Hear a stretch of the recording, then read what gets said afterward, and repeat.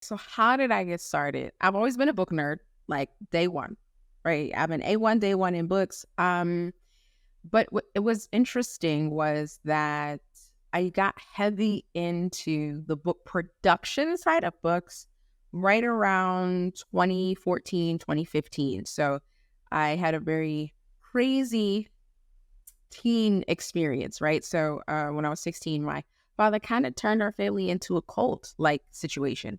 And I was just What do you mean by that? What do you mean by that? so he was a bit of a narcissist, right? And so he was able to manipulate our household to do his bidding, if you will.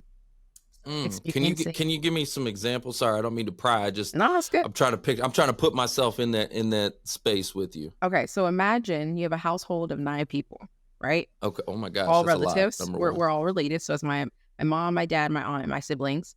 Um, and for us older ones, it became a place for mental, sexual, physical, and emotional abuse by the hands of my father. Um, but it's all good, you know. Every day I tried to make lemons out of lemonade, so I did the best that I could. And it was right around that 2015 era where I started to read unpublished works that were being uploaded to Goodreads and Wattpads. You know those websites where just like people who want to be authors would just put their stuff out there because they didn't have a blog or they weren't putting them in books. It was really great. But it taught me about the world that I was being kept from. That was the biggest Mm. aspect. So these books were So was this? effectively, Sorry, I want to dive a little deeper here.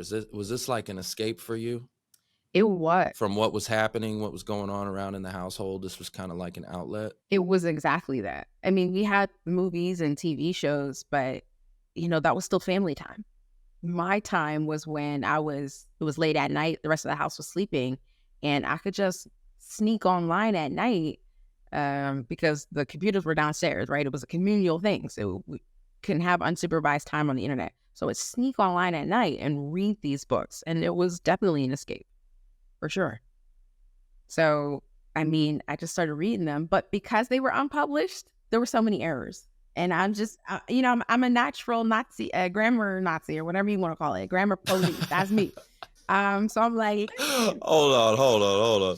Let me just tell you, like I can't spell and I can't read. Okay, um, like let me just tell you something. I got typos. My typos got typos. Okay, like uh, look, okay, and that's why we need people like you, okay, to make me look a little bit better, polish me up a little bit, good. you know what I'm talking about. I can't remember why the things that that's one of those things. It gets under my skin, man. It makes me itch. I'm like, I can't with the errors. I can't, just can't.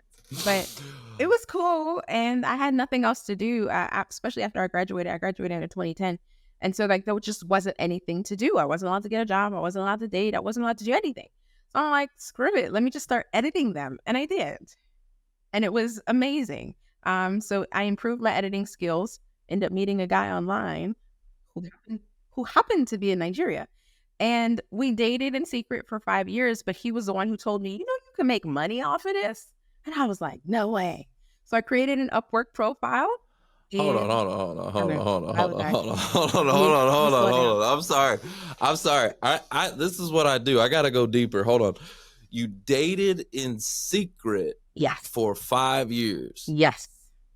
Talk to me about that. Unpack it, okay? Okay. So I forget the name of the website. I'm not sure it's a thing, but it was a language exchange website. Um, he was working on his English. For whatever reason, he thought his English wasn't good. So he's working on his English, him being from Nigeria. And I was working on German because I was bored out of my mind, Trevor. I wasn't doing anything with my life. So I'm like, I grew up learning German because I grew up in Pittsburgh. So I went to a German magnet school. And I figured, hey, I'm editing these books. Let me also learn German. So I went How do there. you say who you know show in German? Bro, I don't know.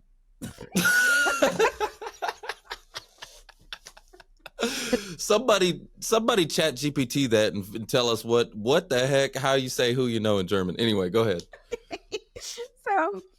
So we just started, well, actually, no, we didn't start going back and forth. So I had this profile and I got me a German tutor. It was this older, nice German lady who was on the website. And I'm like, you want to help me? She's like, sure. So literally she was sending me these German worksheets that I was completing. But on these types of websites, you got all kinds of crazy people in your DMs. She just disappeared one day. And I was like, all right, well, I'm sick of all these crazy, nasty, raunchy messages in my DMs. So I'm going to close my account. The day that I went in to close out my account, I see a message from this guy who sent me like an essay where he's analyzing my profile, what he liked, what he didn't like, what he agreed with, what he disagreed with. It was crazy. I'm like, listen, I'm closing my account, but here's my email. If you want to chat, let's chat. So I closed my account. He sent me an email, and then we just went back and forth for 5 years. For 5 years. Wow. 5 years in secret. So was it 5 years before you met him? Yes. Oh my goodness. See, so that's the thing. So I'm earning money on Upwork because now I'm a freelance editor. So because I wasn't allowed to go out often, I didn't have a bank account, right? Because they couldn't confirm that I actually existed. So no bank would allow me to open an account online or via phone. So you had to open it up in a bridge, which I couldn't do. So I just had a PayPal account, and I had earned about $14,000. It was just sitting in a PayPal account, just there. In that time, though, I was doing a great job improving my editing skills. I had worked on 25 different books. I did ghostwriting at the time. I was doing all kinds of crazy stuff with books, and I fell in love with the industry. In 2019, so this is just 5 years ago, mind you, 4 or 5 years ago, my sister was like, hey, I can't do this anymore. I was 26, she was 28. And I said, listen, I got 14 grand and a man on the outside. Let's go. What? So she couldn't live at home anymore? Yeah, What was the abuse going on at home? Exactly. Okay. She said either she ends her life here or we go. And I just was like, say less, bro. Like, literally, we just get this nest egg that I'm doing nothing with. We can find a way. So July 11th, 2019, we just took what we could carry and we went and stayed in a hotel for a few days. She ended up going to stay with a friend in Indiana who she knew. And I booked a business class ticket to Nigeria to see the guy, right? The guy. I had to go see the guy. The day that I landed in Nigeria to see him, he proposed to me. So I said yes. We got married. Thus began our lives. And we'll be married 5 years in December.